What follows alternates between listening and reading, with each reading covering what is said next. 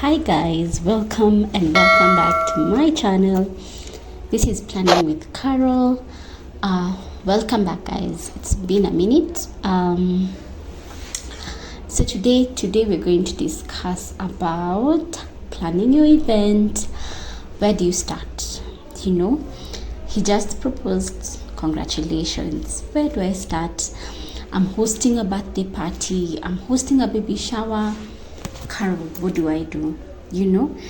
And these are questions I get most of the times amongst ourselves as other planners, amongst my peers, amongst friends, amongst families, amongst just everybody's just like, okay, fine, how do I do it? Well, majorly we assume we know how until it's time to practically do it.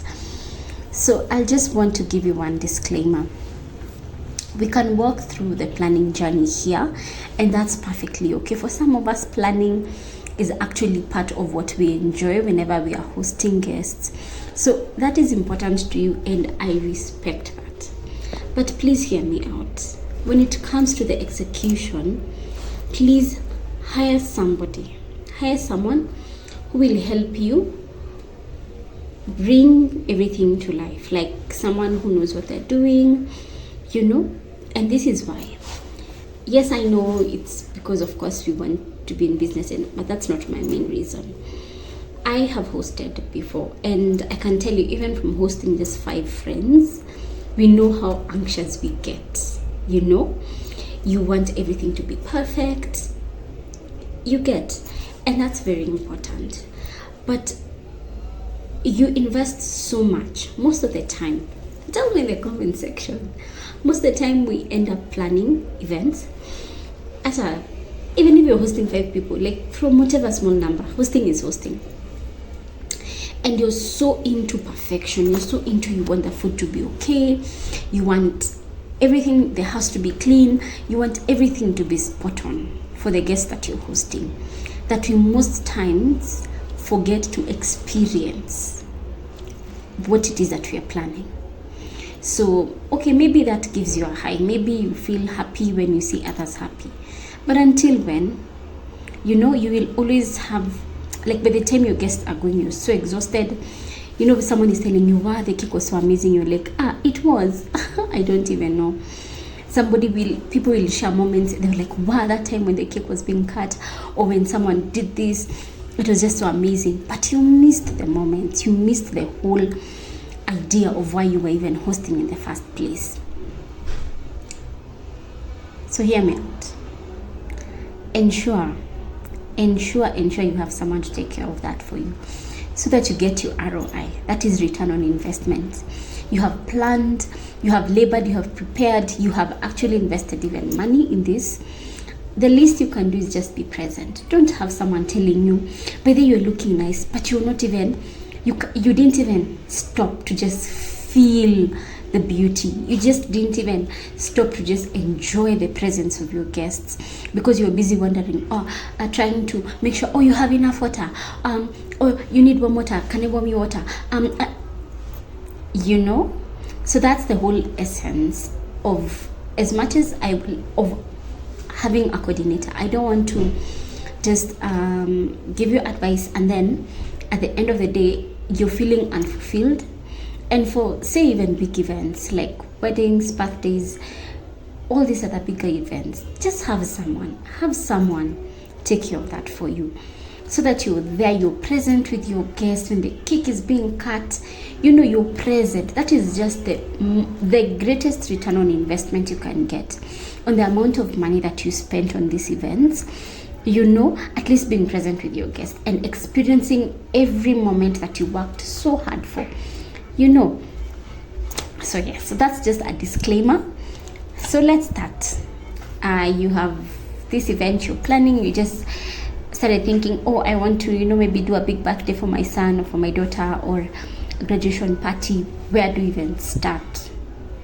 There are key points there, like I'll tell you, maybe 5 things that are very important when you're starting to plan your event. Number 1 is the budget. How much are you willing to spend?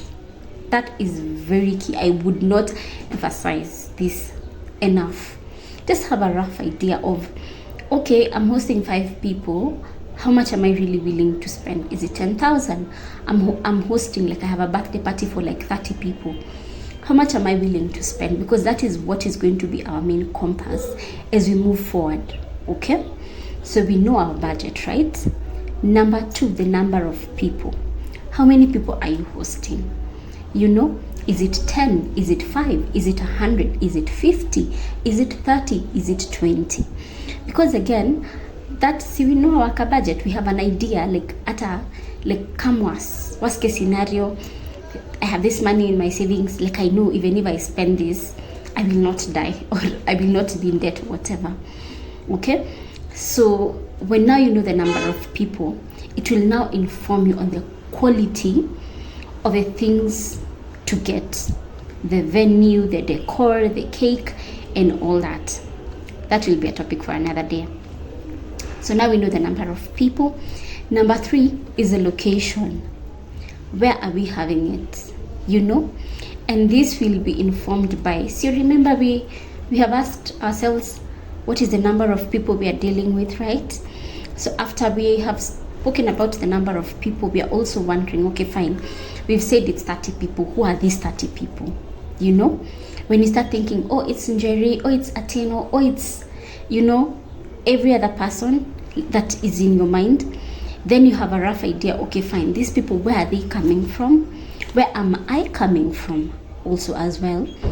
Do we have like a central place that is central for everybody? Is it a destination event?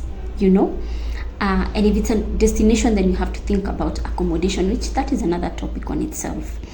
So we are assuming that this is just a local event, okay? So always consider where people are coming from, so that people don't waste like the whole day on the road. You know, maybe your event is starting at 1, but because someone is coming from, say, like Thika Road, and your event is in Karen, you imagine like they spend like 1 hour, so they'd probably get there at 2. The latecomers who leave their houses at 3 will maybe get there at 5. You get? So always make sure you're very keen on, where are my guests coming from? Where am I coming from? Also for evening's sake, when you're leaving the venue, you know, is it convenient? You're so tired, you have maybe cake you're carrying, you have guests, you have maybe your shosho who will want to spend the night, or your mom or whoever. You know, are they having again to travel after, you know, an event is always so exhausting. So remember also to just consider that. Consider the locality of these people. If it is in the case of a wedding, well, a wedding might be inevitable, because at times we have, maybe you're thinking of 100 people, 200 or 300. 300 is a lot to consider. But again, maybe now when you're thinking of that huge amount of people, you can maybe look at maybe the most intimate people. Where are they coming from? Like, do you have maybe shoshos, kukas? Do they like have an area they're coming from? Can you look for venues around there so that it's more comfortable for them? If it's not, well, you can move it a little bit far, but just know that there's some amount of time that's going to be consumed as people are getting to your venue. But for weddings, it's much easier, because maybe they'll just get late when they're coming, maybe for the ceremony, if the ceremony and the reception are in the same place. So consider where people are coming from, okay? Hi, that's point number 3. So we've said our budget, we have said the number of people, we have said the location of where people are coming from. So we have those 3 things. After we have those 3 things, it is very, very important to ensure, after, you know, I'll tell you one thing, these things build. It's like when you answer this question, this other one comes, and you're like, okay, now we've, like, this one has given back to a new question, now we need to answer this. So after we know the locality of where these people are coming from, that's now when we'll start thinking, if it's a destination event, then we need to get them accommodation. If it's not a destination event, if it's still far from where they're coming from, then we need to consider accommodation. Okay, so these people, who are they and where are they coming from? And most times when you're thinking accommodation, you're thinking about the most intimate people from our families, you know. Maybe it's your grandparents, your parents, your aunties, your uncles, those really sentimental people that you probably need to make arrangements for, accommodation. Because now, for example, in Nairobi and your family lives maybe in Narok, you can choose to go and do the wedding in Narok, but most people will actually just do it in Nairobi. So what we are seeing many people do is even hire big houses like Airbnb, a big house, and that is where actually the bride will be taken from, so that they don't really have to go all the way from Narok, So these are the small things to really consider. If you have decided that Karen is where you want to get married from, like that's your venue, then consider, now these are the things you have to think: accommodation for yourself, because at the end of the day, I'll tell you, avoid as much time wasted. I'll tell you, with events, you have a very minimal time to enjoy what you have really worked so hard and planned for so many months. So if you can maximize on every second, ensure it is memorable, ensure you're present, ensure you make it as easy as it can be for you. So we have identified the location, then now that's when we'll start looking for a venue. Okay, after we now have seen, okay, fine, now when you're thinking about venue, the question is, what do you have in mind? What are the aesthetics? Okay, what are you thinking? Are you thinking a fall wedding? Are you thinking a summer wedding? Or as in, what is the overall theme in your mind?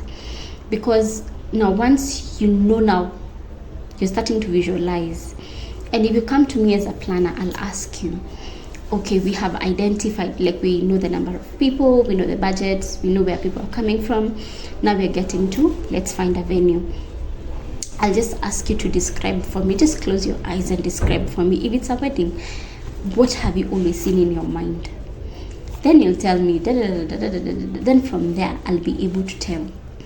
And now, since you're not doing that here, I will tell you, do the same. Then from that will give you an overview of the idea of what you have, like sort of a blueprint. Okay, then just see, is a venue very important for you? Because now, as we're thinking venue, we'll start thinking budget. We'll start thinking, okay, how much money did we actually say we're willing to spend? Now, there is how to break down your money. Okay, there's a guideline on spending your budget when you're planning a wedding or at any type of event. You'll find that most times there are two aspects that usually consume so much of your money: is food and tent, furniture and decor. So that's usually one package. So those two things will probably consume like 50% of the budget. Then if you're very a venue is very important for you, then that can be the third thing that actually spends more money. But I'd advise you that the other thing that should take more money is photography and videography, because that's your only take home, like the captured moments of just how the whole event was.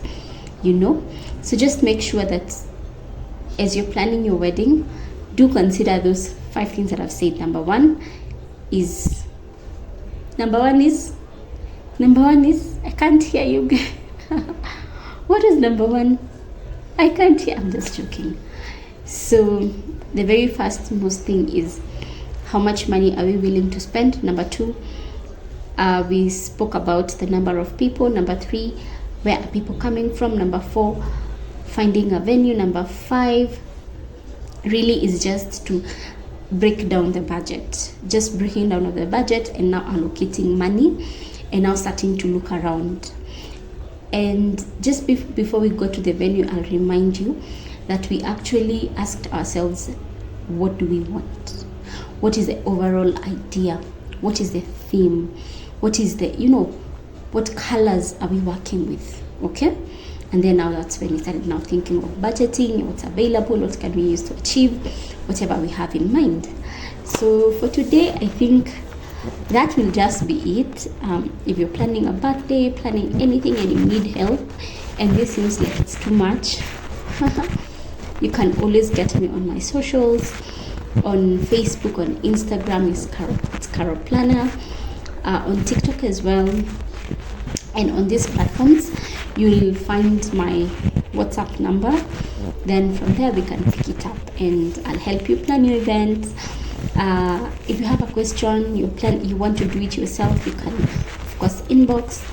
If you have a question, you need help, you need a coordinator, you want to plan for the event, and then you get someone to coordinate, in the comment section I'll show you how to go about it. So from me, that's it for today. See you next time.